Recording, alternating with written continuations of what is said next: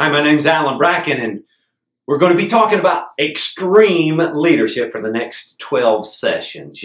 I bet you weren't expecting this kind of extreme, huh?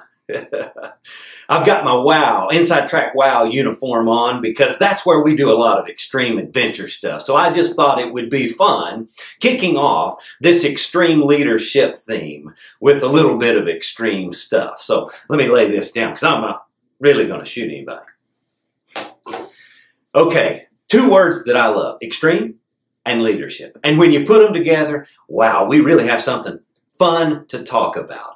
And over the next 12 sessions, we're going to be unpacking what it looks like to be an extreme leader, what it takes to be an extreme leader. Our topics are going to be self-leadership that leads to influence, our second topic, that leads to equipping, our third topic. And today I want to define for us what we mean when we use the word extreme leadership, because there's been a lot of extreme leaders in our history. And I'm sure your mind is flashing to a lot of them right now, some good, some bad.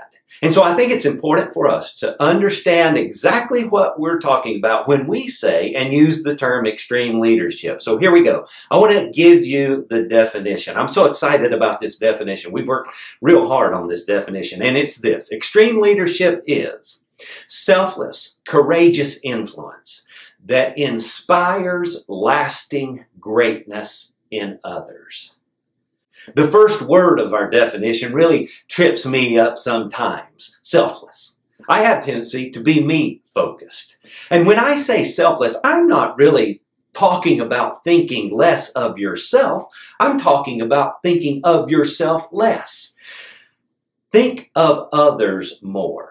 It's that simple. Just think of others more. Now, courageous, we understand that courage is doing things in spite of fear, not eliminating fear. We're never going to totally eliminate fear. But I think if we can just go ahead and do the right thing, in spite of the fear we may be feeling, that's courage and an act of courage. I know when I sold my company in 2011 after a 20-year successful career, it took courage for me, quite frankly, to do that because I was comfortable in my success and I was doing well. And for me to transition out of something I was comfortable and confident in into what I do now, inspiring greatness in others and encouraging others and equipping them in the areas of personal growth and leadership, it took courage. And I was afraid, but I took the step anyway because I wanted to influence other people positively. Now then, let's move to the next word that's important. Inspire. I want to tell you three things I'm not talking about when I use the word inspire. I'm not talking about fear-based leadership, manipulation, or guilt-driven leadership. I think we've all probably experienced fear, guilt, and manipulation from leaders. And maybe, if you're like me, you've even done that yourself. Why? Because it works and because it's the most common. But it's not going to fit our definition of extreme leadership. I'm talking about inspiration that edifies, that encourages, that brings out, points out the best in others. Now let's move to the next word, lasting.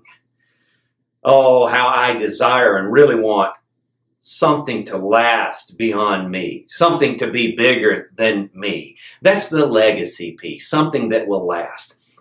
And then our next word that I think is important is greatness. What do I mean when I say greatness? I have a two-word purpose, to inspire greatness. And when I talk about that, here's exactly what I'm talking about. All of our fingerprints are different. Out of the 7+ billion people on the planet, we all have a unique, specific fingerprint that's just ours. I also believe that we all have a unique set of talents and gifts that are specific to us. Now, many of us can do a lot of things that we can all do, and that's fine. But I'm talking about the greatness that is unique, specific to us.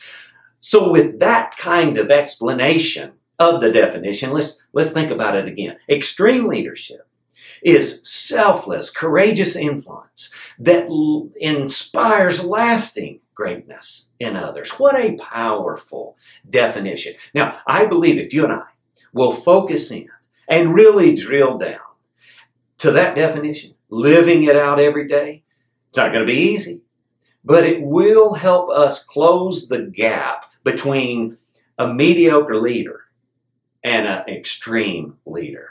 And what I want to do is I want to be an extreme leader in all areas of my life. And I want to help you be an extreme leader in the areas of your life that you're leading in. And it starts, number one, with self-leadership. That's what we're going to talk about our next session. But I want you to rate yourself on a scale of 1 to 10. This is the challenge. Rate yourself on a scale of 1 to 10 on how extreme is your leadership right now based on our definition.